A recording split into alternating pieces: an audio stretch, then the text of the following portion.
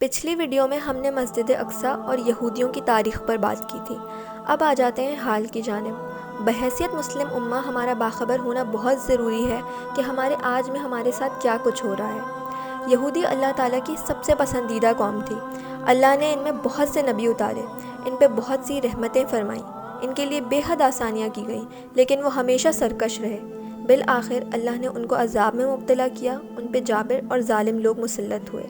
حضور صلی اللہ علیہ وسلم کی دنیا میں تشریف لانے کے بعد حضور صلی اللہ علیہ وسلم کی نسبت سے اللہ تعالیٰ کی طرف سے سب سے زیادہ عزت اور محبت امت محمدی صلی اللہ علیہ وسلم کو نصیب ہوئی۔ یہودیوں پر یہ بات بہت گراں گزرتی ہے اور وہ اس بات کو تسلیم کرنے سے عاری ہیں کہ اللہ نے عزت اور مقام ان سے لے کر مسلمانوں کو دے دیا۔ اس وقت سے لے کر آج تک وہ مسلمانوں کے دشمن ہیں۔ وہ دنیا کی سب سے زیادہ معزز اور طاقتور قوم بننا چاہتے ہیں۔ 8 نکاتی ایجنڈا جس پر وہ کام کر رہے ہیں۔ سب سے پہلا، معاشی خود مختاری۔ ساری طاقت قوت اپنے ہاتھ میں۔ وہ ساری طاقت اور قوت کے اکلوتے وارث بننا چاہتے ہیں۔ دنیا کے اوپر صرف ان کا اختیار رہے، اس کے لیے وہ صدیوں سے کوشاں ہیں۔ آج کے دور میں دولت بہت بڑا ہتھیار ہے اور وہ دنیا کی ساری دولت کا اختیار اپنی مٹھی میں چاہتے ہیں، جو وہ حاصل کر بھی چکے ہیں۔ ورلڈ بینک، IMF جیسے اداروں کے بننے کی بنیادی وجہ یہی تھی کہ دنیا کی معیشت پہ وہ حاکم رہیں، اور پھر ہم نے دیکھا کہ قرضوں کے نام پر لی جانے والی رقم کے بعد مسلم ریاستیں کس طرح اپنی خود مختاری آہستہ آہستہ کھوتی رہیں، کیونکہ یہودی نظام معیشت کا اہم ستون سود ہے، جس کے ذریعے قرض دار قرض میں دھنستا ہی چلا جاتا ہے۔ معیشت اپنے ہاتھ میں رکھ کر وہ ساری دنیا کو خود پر ڈیپینڈنٹ رکھنا چاہتے ہیں۔ سوشل میڈیا، سماجی رابطے کا ذریعہ یا جاسوسی آلہ؟ سوشل میڈیا سے کون واقف نہیں؟ سماجی رابطے کے اس ذریعے نے وسیع و عریض دنیا کو ایک کوزے میں سمیٹ دیا ہے۔ ہم دنیا کے کسی بھی کونے میں موجود انسان کو دیکھ کر بات کر سکتے ہیں، حتیٰ کہ سوشل میڈیا اب لوگوں کے روزگار کا بھی ذریعہ ہے۔ لیکن جیسے کہ کہا جاتا ہے "There is no such thing as free lunch and if anything is free you are the product"۔ Internet اور سوشل میڈیا کے ذریعے پوری دنیا کا ہمارے لیے سمٹ کر چھوٹا ہو جانا، دنیا کو مفت میں سروسز فراہم کرنا، اس بات کا دوسرا رخ یہ بھی ہے کہ اس کی پروڈکٹ ہم خود ہی ہیں۔ سوشل میڈیا کو ایز اے اسپائنگ ٹول استعمال کیا جاتا ہے۔ اس کو بہت غیر محسوس اور محتاط انداز میں دنیا میں متعارف کرایا گیا۔ وہ کہ سماجی رابطے کے اس ذریعے نے دنیا کو بہت سے فائدے بھی دیے ہیں، لیکن بہت سمجھداری کے ساتھ ہمیں اس کا عادی بنایا گیا ہے۔ وہ یہ چاہتے ہیں کہ سب پہ نظر رکھیں، ہماری تمام حرکات و سکنات کو دیکھا جاتا ہے، ہم کہاں جاتے ہیں، کیا پسند کرتے ہیں، کس سے ملتے ہیں، ہمارے خاندان، ہمارے دوست، ہماری باتیں، ہمارے بینک اکاؤنٹس، ہماری شاپنگ، غرض ہر چیز کی انفارمیشن انٹرنیٹ اور سوشل میڈیا کے اوپر موجود ہے۔ یہ ایک بہت بڑا ڈیٹا بیس ہے، یعنی معلومات کا خزانہ، جس کی چابی اس کے بنانے والوں کے پاس ہے۔ وہ کب اور کن طریقوں سے ان کا استعمال کرتے ہیں، یہ سوچنا میں آپ پر چھوڑتی ہوں۔ ڈیوائڈ اینڈ رول، اس اسٹریٹجی سے کون واقف نہیں؟ توڑو اور راج کرو۔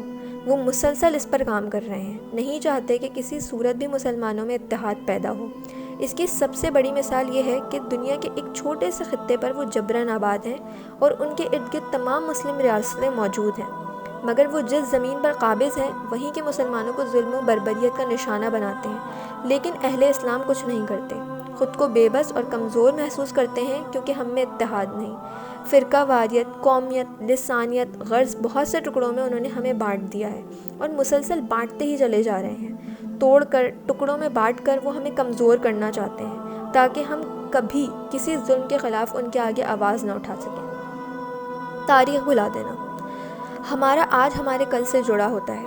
وہ نہیں چاہتے کہ ہم اپنے اسلاف کی شاندار داستانوں سے روشنی اور جذبہ حاصل کریں۔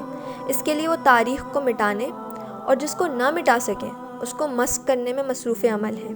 ہماری تمام تاریخی کتابیں اب ان کے پاس ہیں جن تک مسلمانوں کی کوئی رسائی نہیں، اور پھر ان کی جگہ خود انہوں نے کتابیں لکھی جس میں تاریخ کو مسخ کر کے انہوں نے جس طرح چاہا بیان کیا تاکہ دنیا پہ ہمارا برا تاثر جائے اور ہم خود بھی اپنے ماضی کو بھلا بیٹھیں۔ وقت کا زیاں، وقت ایک دولت ہے، جو اپنے وقت کو اچھے اور مثبت کاموں میں صرف کرتا ہے ترقی کر جاتا ہے۔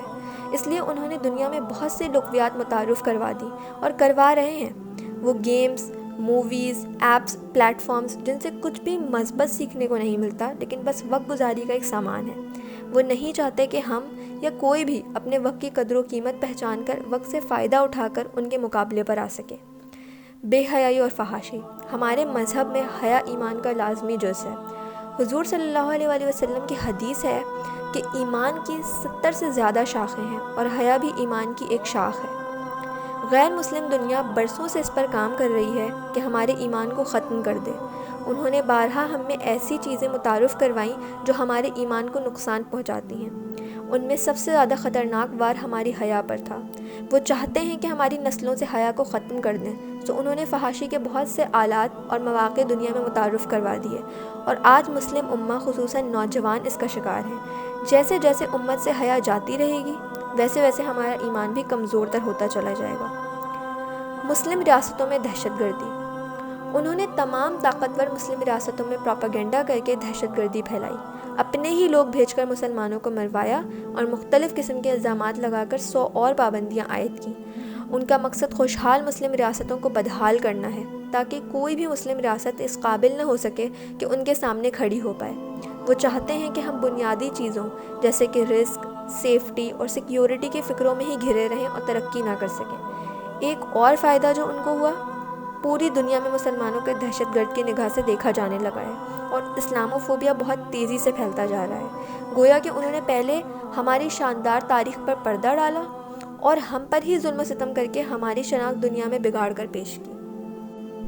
مسیحا کے آنے کی تیاریاں۔ یہودیوں کا ماننا ہے کہ ان کو بچانے، ترقی دلانے اور پوری دنیا پر واپس ان کی حاکمیت قائم کرنے کے لیے خدا کی طرف سے ایک مسیحا آئے گا۔ دجال کو وہی مسیحا مانتے ہیں، سو اس کی تیاریوں میں مصروف عمل ہے۔